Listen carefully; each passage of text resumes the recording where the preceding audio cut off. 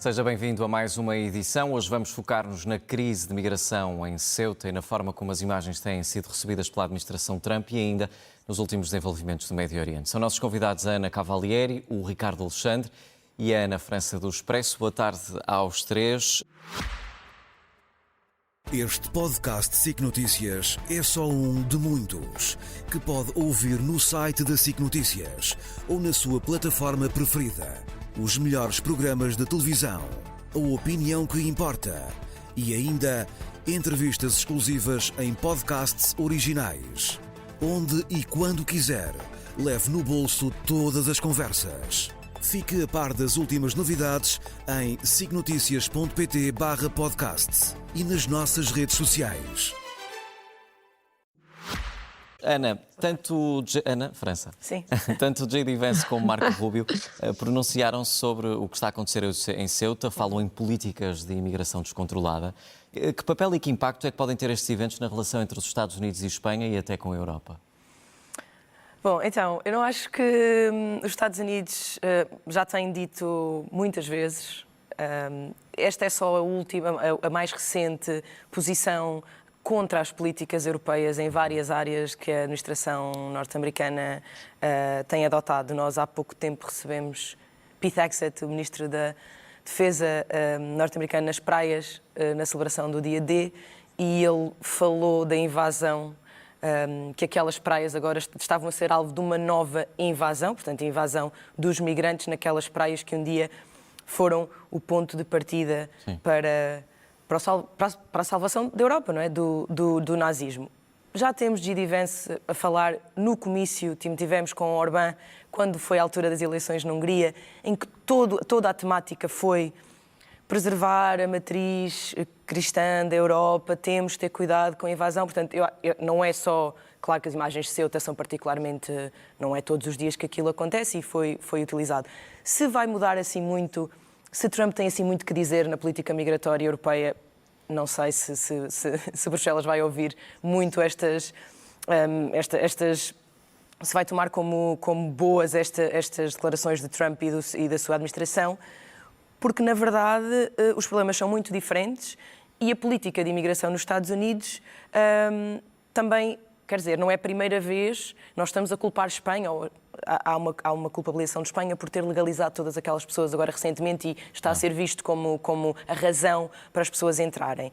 Ora, mas houve aqui também um admitir de erros por parte do governo espanhol de que não soube ler sinais.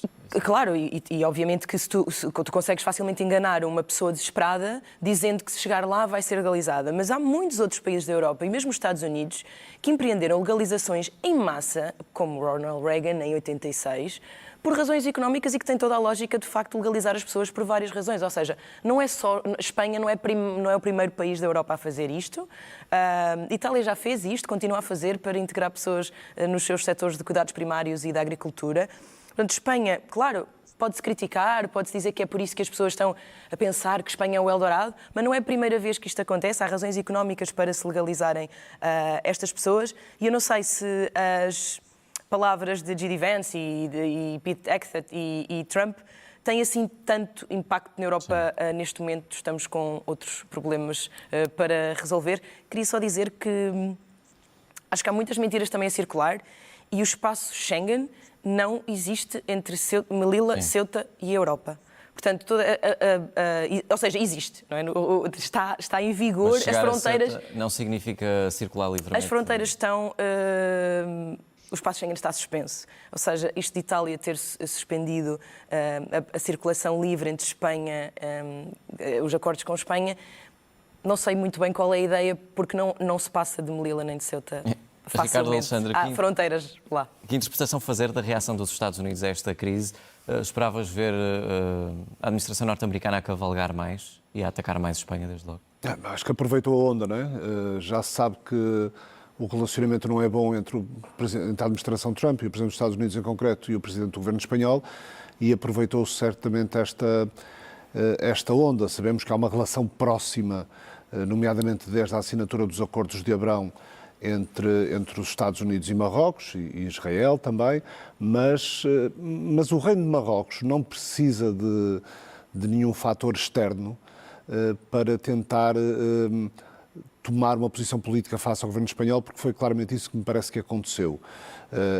E tanto mais que aconteceu, curiosamente, no dia do aniversário da chegada ao poder do rei Mohamed VI, que foi na quinta-feira, fazia 27 anos que ele tinha chegado ao poder, e eu acho que foi uma oportunidade que Marrocos quis aproveitar para dar um sinal. E deu. E esse sinal acontece porque há 5 anos, quando foi a crise migratória grave anterior, aconteceu depois de Espanha ter recebido o líder da Frente Polisário em Espanha. Recebeu para tratamentos e, claro, que houve também conversações, embora num registro muito low profile, não foi recebido por Pedro Sánchez, mas Brahim Ghali foi recebido em Espanha. O líder da Frente Polisário, portanto, o líder do movimento que defende a autodeterminação do Saara Ocidental, que é um território contestado e parcialmente ocupado pelo Reino de Marrocos. Qual é o apoio que a Frente Polisário tem tido ao longo destas décadas? A Argélia. Onde é que Pedro Sánchez foi em visita oficial neste mês de julho? A Argélia. Para não falar da legalização de cidadãos saáris em Espanha. Onde, aliás, há uma deputada do Partido Sumar, que é uma das vozes mais ativistas, digamos, na defesa dos direitos sarauís e que tem sido muito vocal na contestação à atuação do Reino de Marrocos neste campo. E tudo isto está ligado, ou seja, Sánchez foi à Argélia, apesar de Sánchez, muito recentemente, ou no ano passado, o governo espanhol admitiu que o plano de autonomia proposto por Marrocos se calhar era a solução mais justa e mais prática, mais possível para a situação do Saara Ocidental, o que desagradou aos sarauís, mas agora, quando foi à Argélia, Sánchez não fez menção a isso, a essa mudança de rumo do governo espanhol. Isso, obviamente, concertado com a Argélia, para tentar restabelecer relações com a Argélia, melhores relações comerciais desde logo, e Marrocos não gostou do silêncio de Sánchez em relação a isso, e claramente esta flexibilização da fronteira para as pessoas poderem sair tem a ver com isso. Ana, e as teorias de que os Estados Unidos ou Israel coordenaram com Marrocos aquilo que se passou em Ceuta como resposta à não ajuda, entre aspas, que Espanha tem dado com a guerra no Irão, fazem algum sentido? Boa tarde, eu concordo com o Ricardo Alexandre. Parece que Marrocos tem razões muito específicas ligadas ao Saara Ocidental e também com aquilo que tem sido a aproximação de Sánchez com a Argélia, tentar porque a Espanha foi também um dos países, juntamente com os Estados Unidos, que apoiou aquilo que seria o plano de autonomia de Marrocos para o Saara Ocidental, mas recentemente tem havido uma aproximação com tratar relações com a Argélia. E então parece que não é a primeira vez que Marrocos, sabendo que controla aquele músculo de contenção migratória para a Espanha e pode utilizar isso como arma geopolítica ou mesmo política, no fundo, aproveitando também aquilo que foi a decisão do Tribunal espanhol, que pode ter, no fundo, inspirado a ideia errada de que estes migrantes, se por nada, por via marítima, chegassem a Ceuta, ou isto porque o governo, o Tribunal Espanhol decidiu que interceptar um migrante a nado não iria facultar as exceções àquilo que são os procedimentos administrativos e também jurídicos que normalmente migrantes que pedem asilo têm ao abrigo da lei espanhola. Se a ultrapassar uma barreira física, nomeadamente grades, qualquer tipo de fronteiras físicas, conseguir interceptar um migrante nessa situação, existe um procedimento expedito, que não tem tantas garantias processuais e administrativas para o migrante. O Tribunal Espanhol decidiu que essa exceção não se estende quando os migrantes são interceptados no âmbito marítimo. Penso que isso inspirou, nomeadamente também algumas políticas mais liberais espanholas de migração, juntamente com as autoridades marroquinas, no fundo, não fazerem o controlo que provavelmente está acordado com Espanha e terem deixado estas milhares de pessoas fazer esse trânsito para fazer essa pressão ao governo espanhol, parece que tudo isso foi o que conduziu a esta crise e não propriamente Israel e os Estados Unidos, sendo certo que, com certeza, eu acredito que Israel terá um Schadenfreude, terá aqui, no fundo, uma espécie de satisfação ao ver a Espanha ter este dilema securitário e humanitário, especificamente relativamente a esta crise em Ceuta.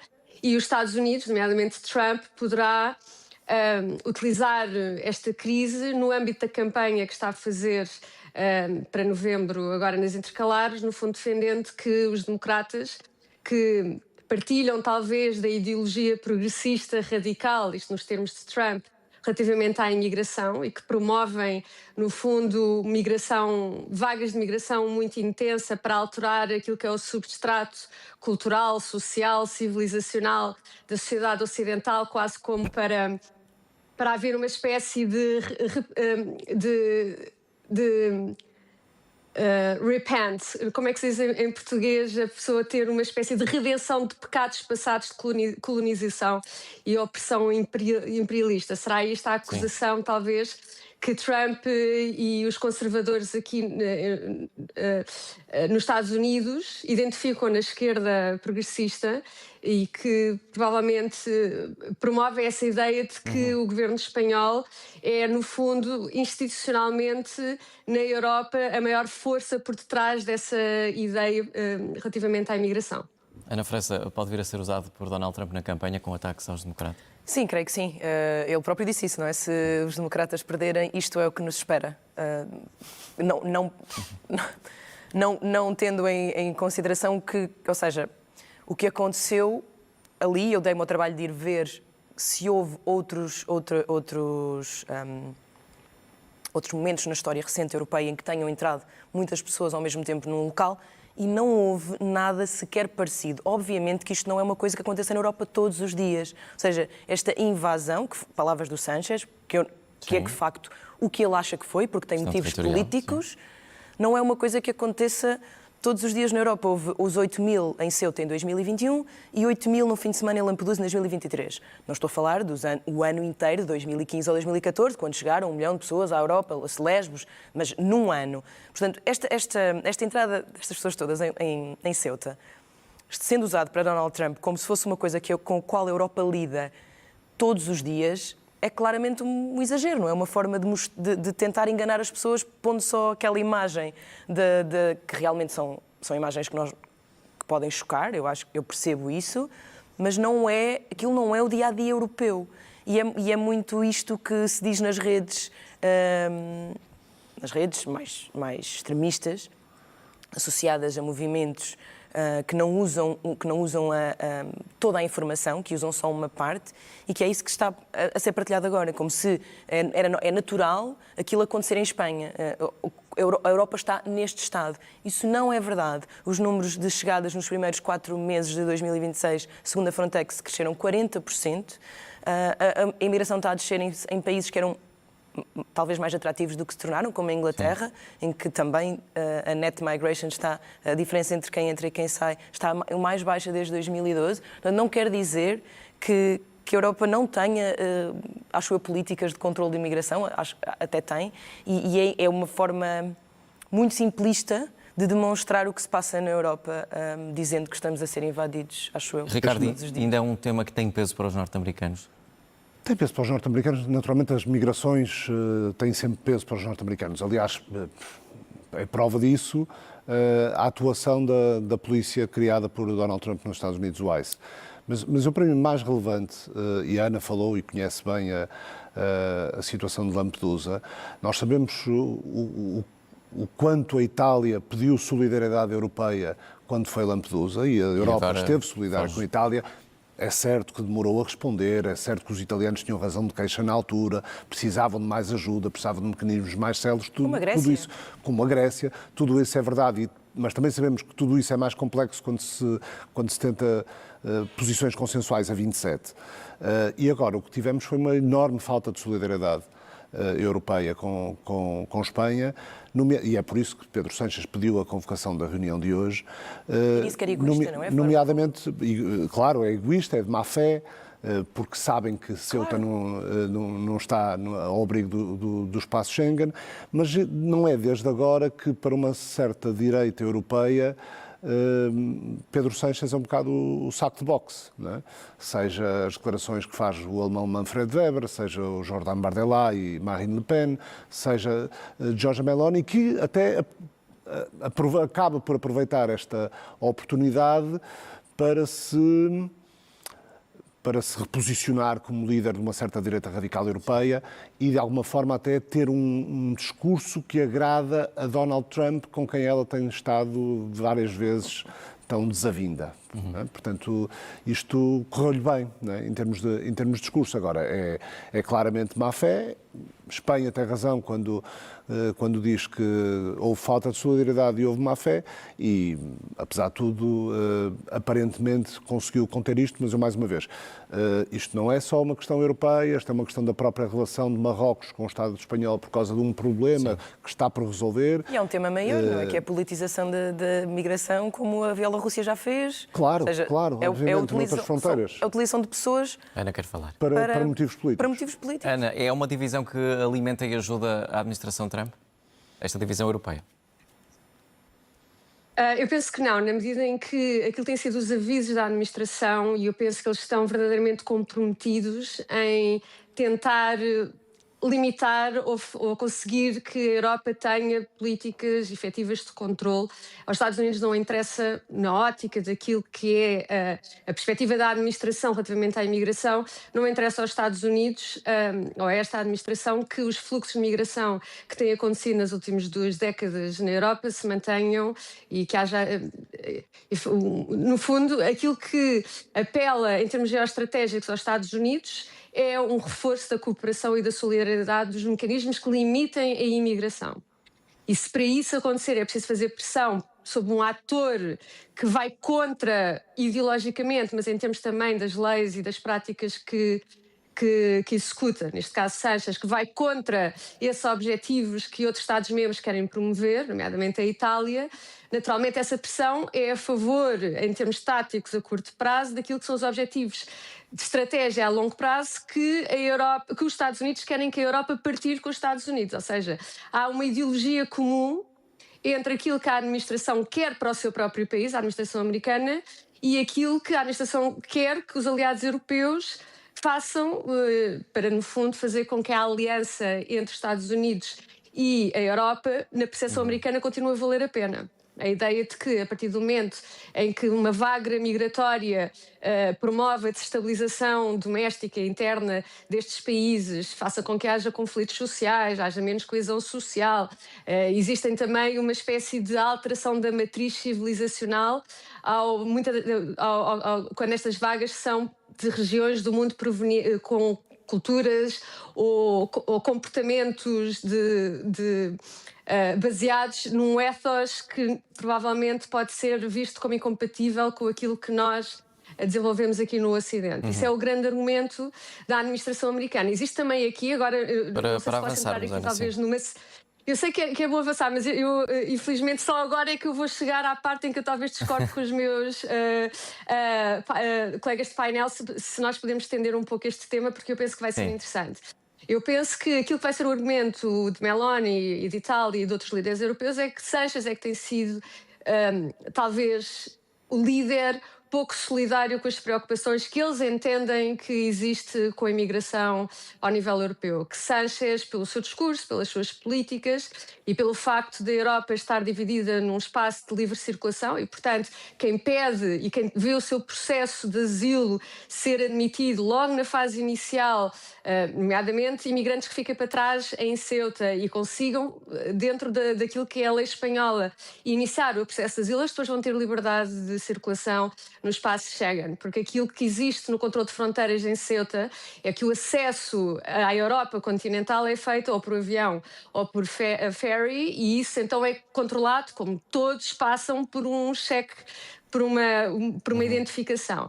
E quem tem asilo, mas não é quem tem asilo, peço desculpa, quem inicia o procedimento de asilo, normalmente o procedimento de asilo demora vários anos, porque há um backlog de processos na Europa, os tribunais não têm capacidade para ver todos os casos especificamente, com todas as garantias processuais que quem pede asilo tem, ou seja, muitas vezes estes processos demoram vários anos e quem tem, ao abrigo da lei espanhola, direito na livre circulação no país espanhol, pode também, supostamente, movimentar-se com liberdade Sim. no espaço Schengen. Então há aqui, na perspectiva que será italiana, uma falta de solidariedade ou até uma espécie de frustração daquilo que têm sido os mecanismos Deixa só ouvir o Ricardo. adotados ao nível europeu. E só tenho depois mais uma nota, não sei se só poderei voltar, que talvez... É tão rápido, mas, temos mesmo que avançar, Ana, sim.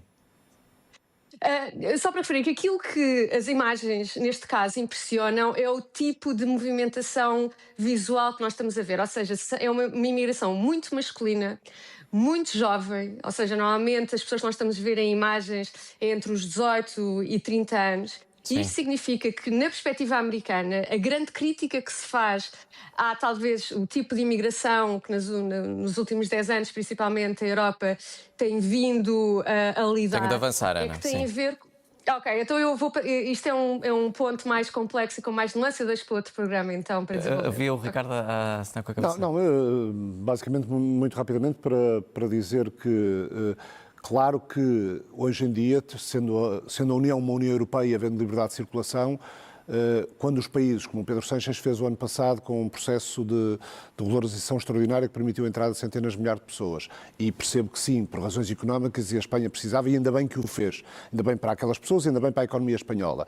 Mas tanto nesse caso, como no caso de 2015, quando Angela Merkel decidiu que os migrantes da chamada Rota dos Balcãs poderiam entrar, claro que essas tomadas de posição de governos nacionais deveriam ser mais concertadas ao nível europeu. E dizias, Ana, que era um número residual.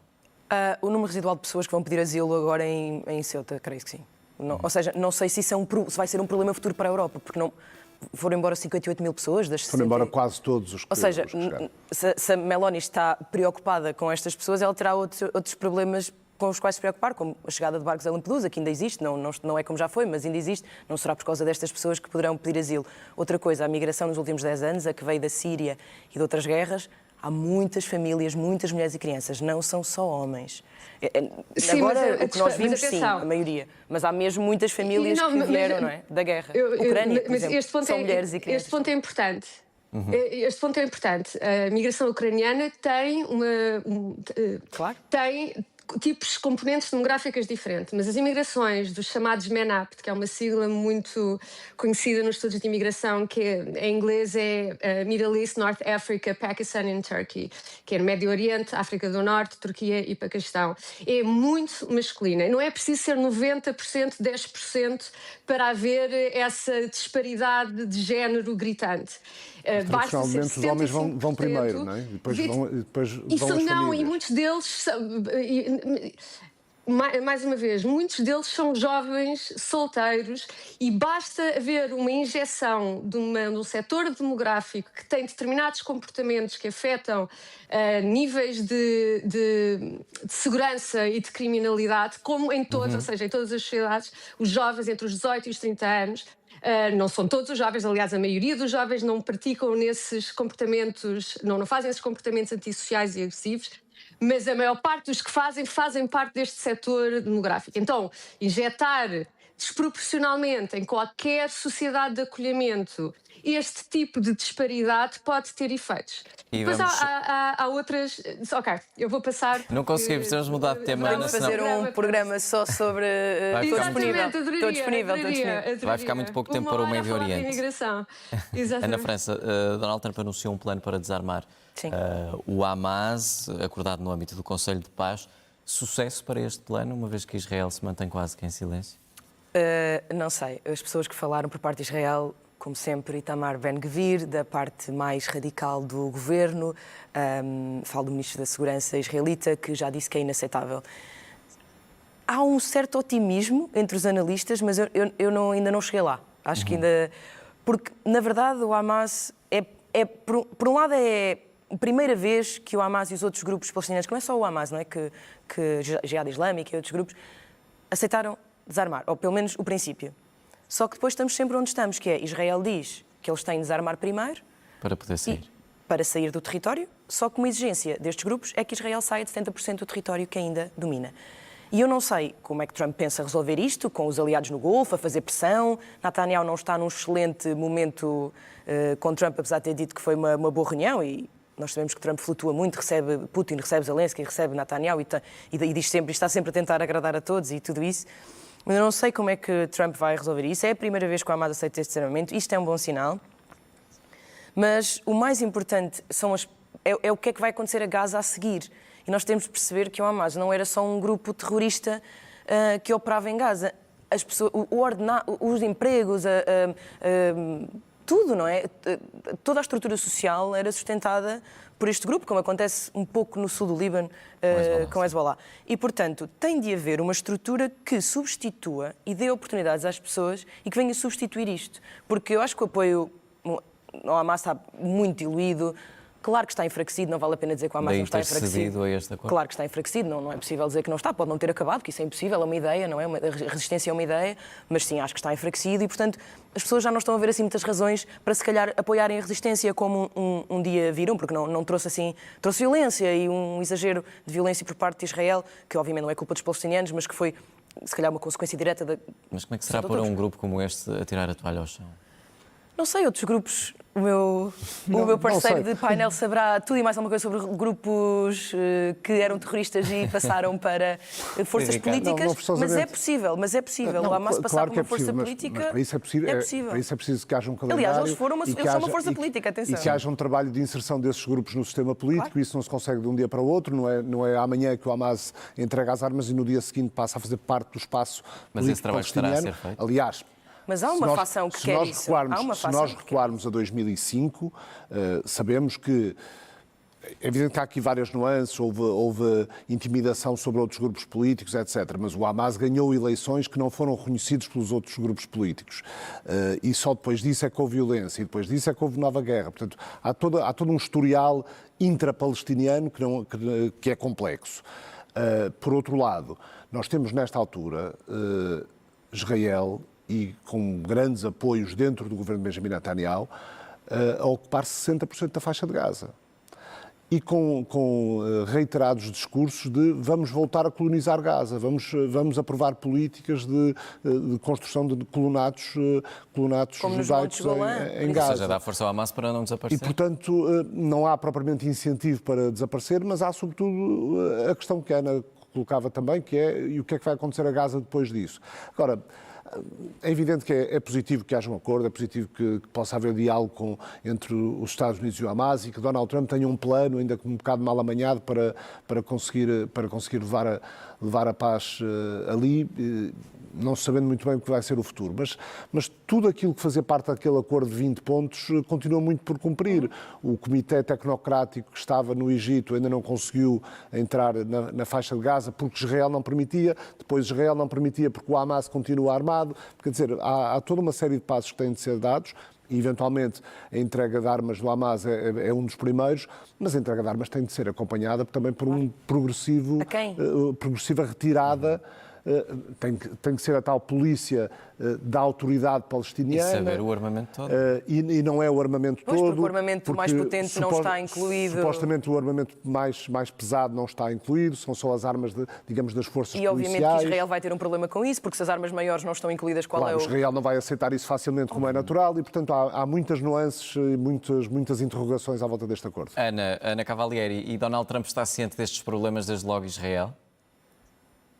Eu penso que sim, e por isso é que ele publicamente tenta constranger aquilo que seria a reação de Netanyahu a dizer que tem a certeza que Netanyahu vai apoiar este plano e que ficaria muito desiludido se o governo israelita não cooperasse com esta proposta.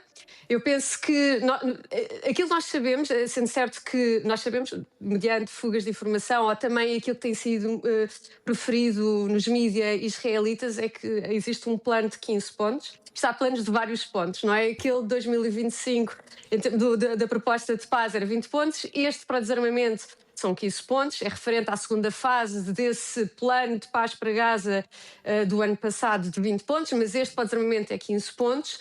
Supostamente envolve 14 dias agora de negociação e discussão para saber que tipo de armas e em que fase é que cada tipo de armas ia ser decommission, ou seja, é uma expressão, decommission quer dizer que a arma não ia ficar operacionalizada, mas não ia ser destruída, ou seja, a arma em si mantém-se fisicamente com a possibilidade de voltar a ficar operacional, mas os procedimentos irão ser feitos para fazer o decommissioning, ou seja, tentar com que a arma naqueles momentos fique então não operacional e armazenada.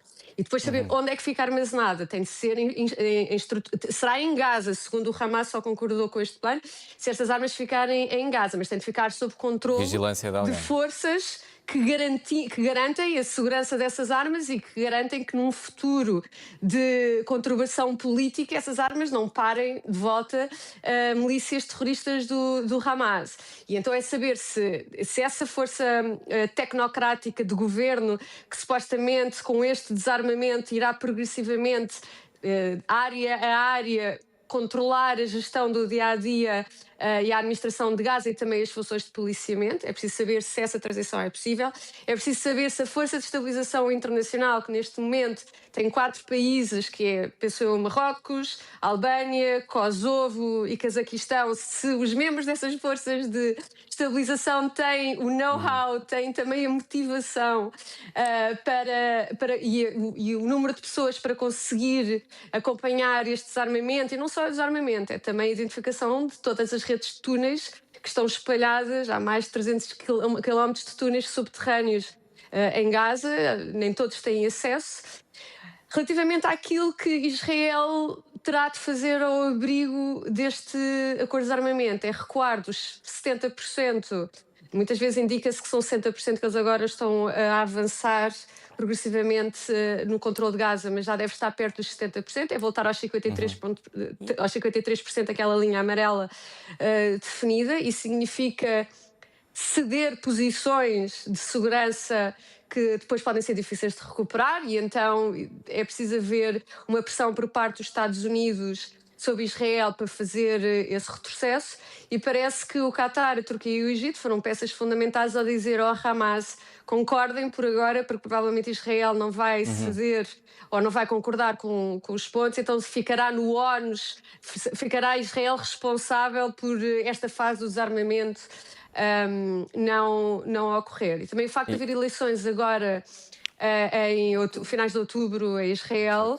provavelmente também fará com que as partes, as forças políticas em Israel tenham de tomar posições a pensar no seu futuro eleitoral sobre este plano. Em que condições é que os Estados Unidos estão para pressionar Israel e Netanyahu nesta fase? Totais. Os Estados Unidos sempre são muito importantes, não é, para Israel. Israel não poderia ter as posições que tem se não fosse os Estados Unidos, acho eu, por trás do país. Aliás, eu acho que o acordo do Irão acabou o que o Obama conseguiu. Obama e muitas outras pessoas, obviamente, durante muitos anos, conseguiram finalmente acordar porque não estavam incluídos mísseis balísticos, e isso é um problema para Israel. E foi por isso que Donald Trump, acho eu, cancelou aquilo. Portanto, acho que a ligação continua muito forte, e os Estados Unidos, se quisessem, poderiam mesmo pressionar Israel. E vão conseguir que faça cedências a Israel na faixa de Gaza? Depende do que Donald Trump achar que consegue ganhar com isso. Se lhe interessar dizer que resolveu realmente um problema em Gaza e que foi ele que deu o pontapé de saída para a normalização completa do conflito israelo-palestiniano, que é uma coisa que muita gente anda a tentar resolver há muito tempo, talvez isso seja suficiente como rebuçado, não é? para o ego de Donald Trump.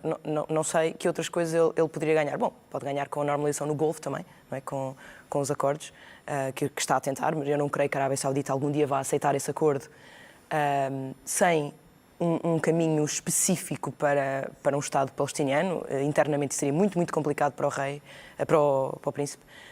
Portanto, eu não consigo dizer o que é que Donald Trump pode fazer, mas sei que ele, se quiser, tem o poder de pressionar Israel a fazer alguma coisa séria. E faz sentido, Ricardo, para Netanyahu ser Israel a ceder neste acordo? Não faz sentido do ponto de vista político interno e Netanyahu sabe disso e está pressionado pelas sondagens quando há já outros dirigentes políticos israelitas que nas sondagens estão mais bem colocados que ele para poder ser o próximo primeiro-ministro, como Gadi Eisenkot, que foi chefe de Estado-Maior de Mesmo Yair Golan Israel. está a sair-se bem. E, portanto, ele tem esse problema. Ao mesmo tempo, ele sabe que Donald Trump está a ser muito pressionado também pela opinião pública norte-americana. Segundo os estudos mais recentes, apenas pouco mais de um terço dos norte-americanos, 37%, têm uma opinião positiva acerca de Israel. E isso acontece de uma forma avassaladora entre os democratas, menos entre os republicanos, cuja maioria ainda é favorável às posições de Israel, mas quando se analisa o campo republicano entre aqueles que são menores de 50 anos de idade, mais de metade, 57%, têm uma opinião Portanto, negativa o futuro sobre daquele Israel. voto, o futuro daquele Portanto, voto republicano. pode haver aqui uma mudança em relação ao Médio Oriente e ao conflito israelo-palestiniano em concreto, uma mudança muito significativa entre a opinião pública norte-americana. E Trump, quando tem eleições intercalares em novembro, quando vê candidatos críticos de Israel a ganhar consecutivamente eleições primárias no campo democrata, As eleições que são uma semana depois das eleições de Israel. São uma semana depois, terá certamente... E vamos às preocupações em relação a isso. sugestões, Ana Cavalieri. A minha sugestão vai ser num livro que é talvez os livros mais famosos produzidos na década de 90. Precisamente a Ana França tinha falado daquela amnistia durante a administração Reagan e este livro foi uma consequência desse programa de amnistia. Chama-se Alien Nation e é talvez o livro que mais impacto em termos daquilo que é o pensamento conservador sobre a imigração, não só dos Estados Unidos, mas depois também extrapola-se muito nas várias questões de domínio económico, Estado social, demografia, a parte de coesão cultural. E para quem quer criticar o pensamento conservador ou queira validar o pensamento conservador, este livro é importante conhecer, porque marcou uma geração de políticos que neste momento está no poder e a governar. Ricardo, a tua sugestão. Ora bem, já que hoje acabamos por não dizer a palavra Irão, é o livro do Vali Nasr, que é um reputado professor e investigador na Universidade de Johns Hopkins, em Washington. E este livro, A Grande Estratégia, uma história política do Irão, é um livro que nos mostra como a atuação do Irão tem sido, ao contrário do que muitas vezes passa para o exterior, de ser profundamente movida por razões teocráticas e religiosas, o Vali Nasr mostra-nos como essa atuação do Irão tem sido, acima de tudo, estratégica do ponto de vista da projeção de poder regional. Ricardo Alexandre, Ana Cavalieri e Ana França, muito obrigado aos três. Bom fim de semana. Obrigada. Obrigada.